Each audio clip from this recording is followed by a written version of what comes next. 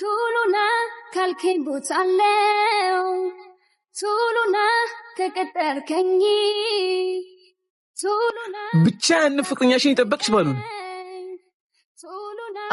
አልገባኝም። ሚኮ ነው ሚኪያስ ስሙን ዲያብሎስ ይጥራውና እሱን ይጠበቅሽ ነው። ስለኔ ሚኮ እንዳይሆን የምታወራው ይሄ ሴታ ሴት የሆነ ባልሽ ማይገኝበት ቦታ የለም። ማይገኝበት ቦታ ወደሽ ነው ግን በዛ ላይ አሁን ራሱ ከአንዷ ጋር ተቃቅፈው ምናምን ሲሄዱ ነው ያዩዋቸው እና ምንም የማይሆንሽ ልጅ ምንም በል አንተ ከሰሙክ ብዙ ታወራለህ። ሁለተኛ ስለሱ እኔ ጋር መተህ እንዳታወራሽ። ይሄ ሙከራ ያልተሳካ ሌላ እድል መሞከር አለብኝ። አይኔ እየጠበቀሽ ነው ዛሬ ዘገየሽ ምነው መግቢያ መውጫሽን ሳየው ስተፊ ጨነቃለሁ።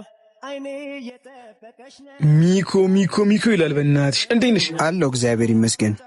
አንተ ግን ፍቅረኛ ነኝ ያዩዋት። በእናትህ ምን አይነት ፍቅረኛ ነው ያለ? ምን አደረገች? ከብዙ ሰዎች ጋር ነው የምትሆነው። ምንም የማትሆን ፍቅረኛ ነው ያለ። ከወንዶች ጋር አይታታል? አረ በእናትህ አሁን ራሱ ከወንዶች ጋር ነው ያዩዋት። አሪፍ ነው በጣም በልጨው ተውነ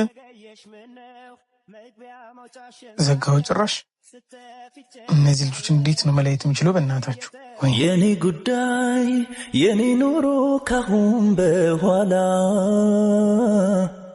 ያንቺ ሆኗል። የኔ ከሴቶች ጋር ነበርኩ?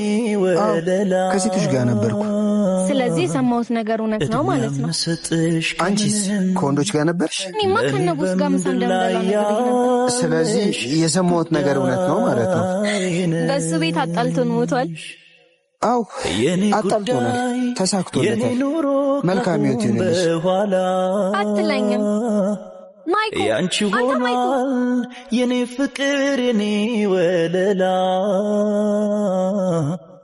ቅድሚያ ምሰጥሽ ከምንም ወይኔ ለኔ እነዚህ ልጆች ምንም ማለት አልቻልኩም።